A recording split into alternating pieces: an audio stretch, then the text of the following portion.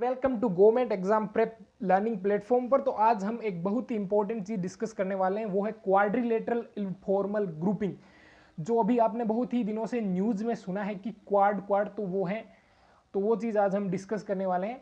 तो उसके लिए सबसे पहले इसको स्टार्ट करें, इसका थीम कि ये न्यूज़ में क्यों है।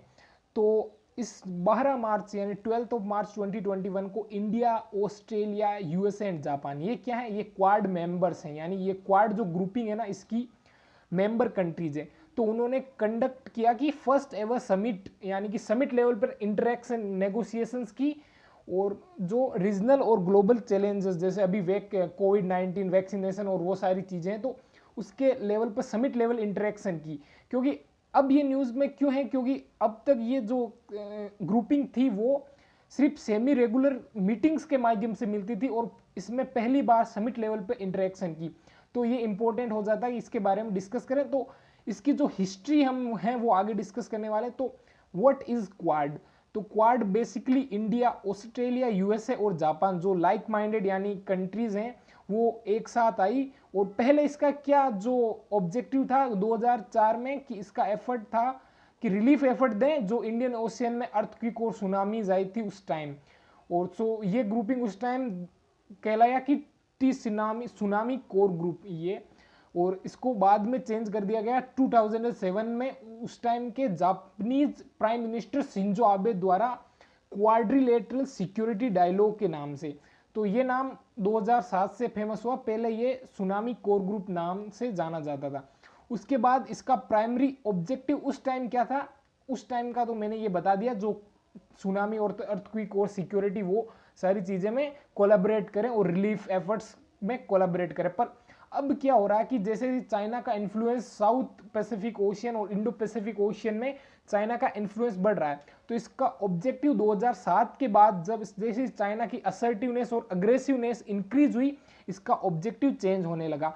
और इसका ऑब्जेक्टिव क्या हो गया कि ensure A free and open Indo Pacific region, यानी कि जैसे चाइना अग्रेसिवनेस से सारे फ्रीडम ऑफ नेविगेशन ऑपरेशन को रद्द कर रहा है, यानी जो अदर्स कंट्री के प्रति अग्रेशन दिखा रहा है, उनके फ्रीडम को हनन कर रहा है उनकी फ्रीडम का, तो उसके लिए ये चारों नेशन एक बार फिर साथ आए और इन्होंने उस Indo Pacific free and open किया ऑब्जेक्टिव के साथ इस ग्रुपिंग को फिर से रिवाइव किया।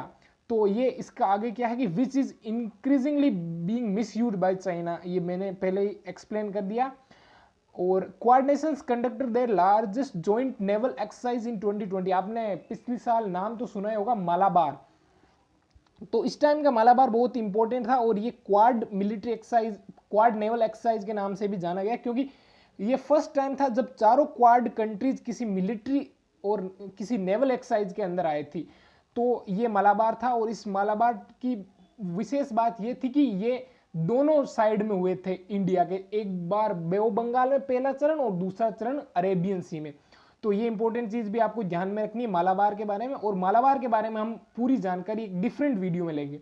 अब क्वाड को जैसे चाइना देख रहा है एज ए एशियन नेटो, कैसे कि ये चारों कंट्रियां वो चाइना का अग्रेशन को कम करना चाहती है, ये कुछ हद तक सही भी है।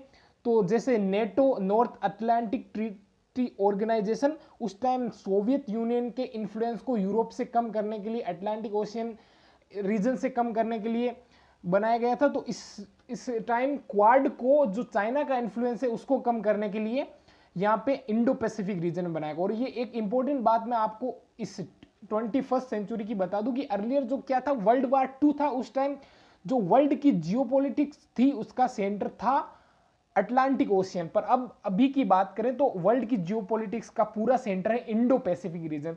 तो सारी कंट्रियां हैं जो इंडो पैसिफिक में अपने इंटरेस्ट ढूंढती है।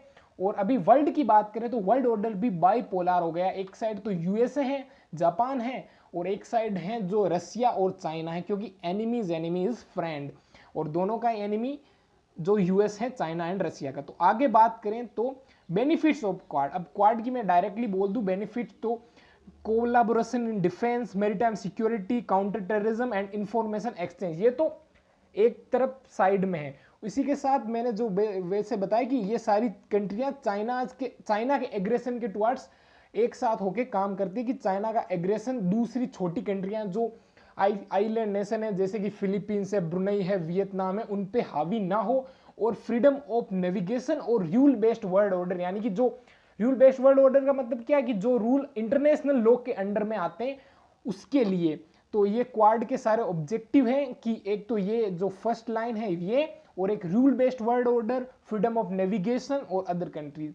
अब दूसरा ऑब्जेक्टिव हम ट्रेड में भी ले सकते हैं, जैसे कि many countries in the world are importing raw materials and goods from China and has suffered a lot in the pandemic time due to broken, क्योंकि अभी क्या है पेंडेमिक आई तो चाइना से जो सप्लाई चेन है वो ब्रोकन हो गई। अब ये कंट्रीज क्या कर रही हैं कि सप्लाई चेन को डाइवर्सिफाई करने के ट्राई करिए, क्योंकि डाइवर्सिफाई का मतलब क्या है कि एक जगह से सारा सामान न लेके डिफरेंट डिफरेंट जगह से ले। तो इस चीज से क्या होगा कि उनको चाइना पे ज्यादा डिपेंडेंट नहीं होना पड़ेगा।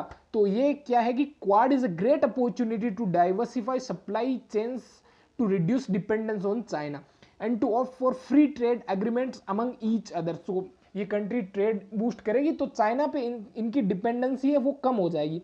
अब this kind of economic collaboration is helpful to all of countries, और बिकॉज ये ग्लोबल इकोनॉमी को बूस्ट करेगा। और अगली जो चीज है कि इन ऑर्डर टू कैसे डाइवर्सिफाई करेंगे हम सप्लाई चेन, तो क्वाड नेशंस में हेल्प अमंग देम सेल्फ, ये पहले ही एक्सप्लेन कर चुका हूं मैं कि with investment and tap the resources. हम जैसे बात करेंगे ऑस्ट्रेलिया की, जैसे चाइना जो है बैटरीज हैं उनमें बहुत ही बढ़िया मतलब एक्सपोर्ट करता है। अब ऑस्ट्रेलिया भी एक क्वाड में, तो वो भी उसके बाद भी रेयर अर्थ मेटल बहुत ही मात्रा में, तो वो भी अपने जो रिसोर्सेज को टैप करके और वो अपनी मतलब मैन्युफैक्चरिंग बूस्ट करके क्वाड नेशंस को वो सप्लाई कर सकता है, ताकि चाइना की डिपेंडेंसी कम हो जाए और उनको चाइना पे डिपेंडेंट कम होना पड़े।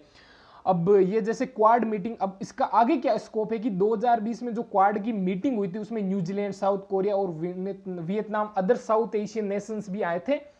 तो ये सिग्नल कर रहा है कि एक क्वाड प्लस कोएलिशन बनेगा, तो इससे अच्छा है कि ज्यादा से ज्यादा कंट्रियां साथ आए और चाइना की अग्रेशन को थोड़ा इंडो पैसिफिक रीजन में कम करें। अब आगे करें तो इस जो अभी समिट हुई थी उसमें एक चीज ये भी हेल्थ लेवल पे अनाउंस की गई थी कि वैक्सीन में टॉप प्रायोरिटी देंगे लोगों की हेल्थ को, और मतलब कि कोऑपरेशन करेंगे वैक्सीन में और हेल्थ सिक्योरिटी को बढ़ाएंगे। अब आगे बात करें तो क्वाड के भी कुछ चैलेंजेस है। पहला चैलेंज है कि चाइना ट्रेड मोनोपोली, जैसे मैंने आगे ही एक्सप्लेन कर दिया कि चाइना की ट्रेड में मोनोपोली है। सारी कंट्रियां यूएसए से लेके ऑस्ट्रेलिया, जापान और यहाँ तक कि इंडिया भी चाइना पे हाईली डिपेंडेंट है रॉ मटेरियल्स के लिए। तो अगर क्वाड का कुछ चाइना के अग्रेशन को कम करने के लिए उपयोग करना है तो हमें ये चीज करनी पड़ेगी कि हमें अपने रिसोर्सेज है ना जो इंपोर्ट के, वो डाइवर्सिफाई, सप्लाई चेन को डाइवर्सिफाई करेंगे जिससे चाइना की मोनोपोली को कम किया जा सकता है। अब इंडिया स्ट्रेटेजिक ऑटोनॉमी, ये क्या है कि इंडिया की फॉरेन पॉलिसी रही है कि ये किसी भी देश का अलाइन, मतलब किसी भी देश की तरह झुकाव नहीं रहता है, नॉन अलाइनमेंट को फॉलो करता है। पर ये क्या, अगर क्वाड जैसी मिलिट्री अलायंस में भारत शामिल हो गया तो इसकी जो आइडियोलॉजिकल स्टैंस है वो चेंज हो जाएगा, क्योंकि ये यूएस की तरफ ट्लीट कर रहा है, और यूएस की तरफ अगर ट्लीट करेगा तो इंडो रशिया रिलेशन भी सफर होंगे इससे। तो ये भी एक इंडिया के लिए चैलेंज है। अब आगे की बात करें तो India, China and other countries. अब इंडिया और चाइना की बात करें तो ये लैंड बॉर्डर शेयर करता है, पर बाकी क्वाड नेशंस की बात करें तो वो चाइना के साथ डायरेक्टली कोई भी लैंड बॉर्डर शेयर नहीं करते। तो ये भी इंडिया के लिए एक डिसएडवांटेज है, क्योंकि चाइना उसका अग्रेशन लैंड बॉर्डर्स पे भी दिखा सकता है, जैसा हम रिसेंटली जो चाइना के साथ क्लेसेस हुए थे लद्दाख रीजन्स में उसका विटनेस किए थे। तो अब नेक्स्ट चीज में कंक्लूजन आते हैं, तो Quad is a great opportunity to diversify supply chains and reduce China's monopoly and aggression. अब चाइना का अग्रेशन कैसे कम होगा, जब उसकी ट्रेड में मोनोपोली कम होगी। तो क्वाड एक ग्रेट अपॉर्चुनिटी, इसके साथ ही क्वाड जो चाइना की डेब्ट ट्रैप पॉलिसी, यानी कि गरीब कंट्री को डेब्ट दे के वो जो मतलब कि उनके आइलैंड, पोर्ट और इंपॉर्टेंट एसेट होती है जो नेशनली, उनको हथिया लेती है। तो अगर क्वाड नेशन इन छोटे देशों को लोन देंगे तो वो इस डेब्ट ट्रैप से भी दूर भाग सकते हैं, यानी इसमें उनको फंसने की जरूरत नहीं है। इसी के साथ चाइना की OBOR जो वन बेल्ट वन रोड या बेल्ट एंड रोड इनिशिएटिव है, उसके जगह पे क्वाड ने भी एक प्राइवेटाइज्ड एक सप्लाई चेन का जो ड्रीम बनाया है, जो कंसीव किया उसको, और वो ब्लू डॉट नेटवर्क के नाम से भी जाना जाता है। तो उस पे भी काम किया जा सकता है। कुल मिला के ये बात है कि चाइना को अग्रेशन को काउंटर करना है। So there is a high possibility that some other countries too will take part in it and it may become Quad plus. जैसे मैंने बात की साउथ कोरिया और न्यूजीलैंड की. Quad has the potential to become a strong coalition like NATO in Europe. तो ये एक strong coalition बन सकता है और इंडो पैसिफिक की फ्रीडम ऑफ नेविगेशन और इसमें एक रूल बेस्ड ऑर्डर को एस्टेब्लिश कर सकता है. तो इसमें इंपॉर्टेंट पॉइंट की बात करें तो आपको पता होना चाहिए कि क्वाड नेशंस कब एग्जिस्टेंस में आया, इसकी कंट्रीज कौन कौन सी है, इसका ऑब्जेक्टिव क्या है जो मैं एक्सप्लेन कर चुका हूं, free and open Indo Pacific and rule based order. और इसी के साथ चाइना का अग्रेशन से इससे क्या क्या रिलेशन है, इसके बेनिफिट्स क्या है, इसके चैलेंजेस क्या है, ये सारी चीजें आपके काम आ सकती है. सो इसी के साथ thanks for watching, like and share, subscribe for more and जय हिंद जय भारत.